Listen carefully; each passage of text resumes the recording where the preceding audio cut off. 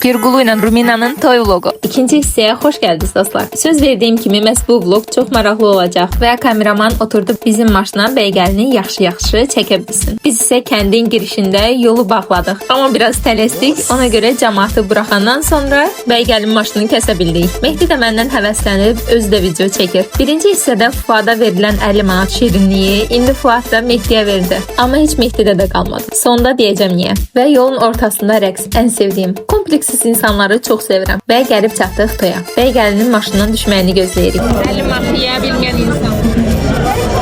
Şəkləri də Murad hazırladı və o an gəlib çatdı. Vağzalı ilə iki aşiq içəri daxil oldu.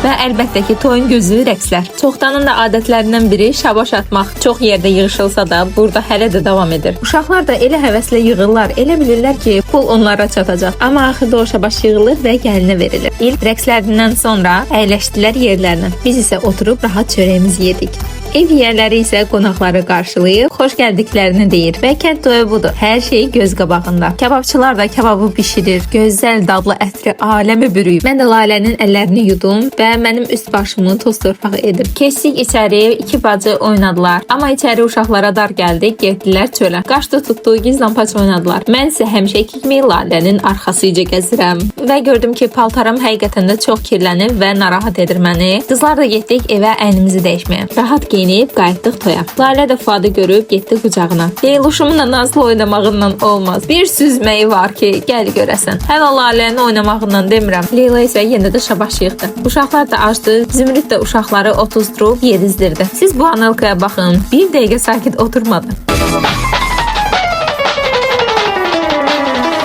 Və artıq toyun axırıdır. Qonaqların da çoxu gedib. Amma bu son deyil. Hava qaralanda qonaqlar yenə də toplaşacaqlar, amma başqa bir məkanda. Buna da dəm deyirlər. Əslində hər kəs çox təmtəraqla hazırlaşırdı bu dəmə. Və bəygəlin də getdilər evlərinə. Və biz də getdik gəlinin yeni evinə. Gəlin evə daxil olanda fakel yandırıldı. Qurban da kəsdilər. Lalə isə qoyunu masaj edir, sığallayır. Və budur bəygəlin maşından düşürlər. Arzularım da sizə sonsuzdur. Xoşbəxt olasınız. Sevginiz, hörmətiniz bir ömür boyu sizinlə olsun. Qurban da kəsildi. Adətlərdən də biri gəlin boşqab sındırmalıdır. Gəlin də maşallah güclüdür. Bir dəfədən boşqabı sındırdı. Amma bacımız öz toyunda sındıra bilməmişdi. Mənim üçün Mehdi sındırdı, yəni yoldaşım. Sonra da otaqlarına girəndə qaynana gəlinin əlini bala batırıb qapılarının üzərinə sürtür və yerə də bal sürtürlər. Gəlin balı atlayıb otağına keçməlidir. Sonra da biz düşdük aşağı və gedirik. Hara gedirik? Amma dəmə gedəndə Leyla yıxıldı, gözünün üstü dəydi maşının dəmirinə. Yaxşı ki, gözünə dəymədi.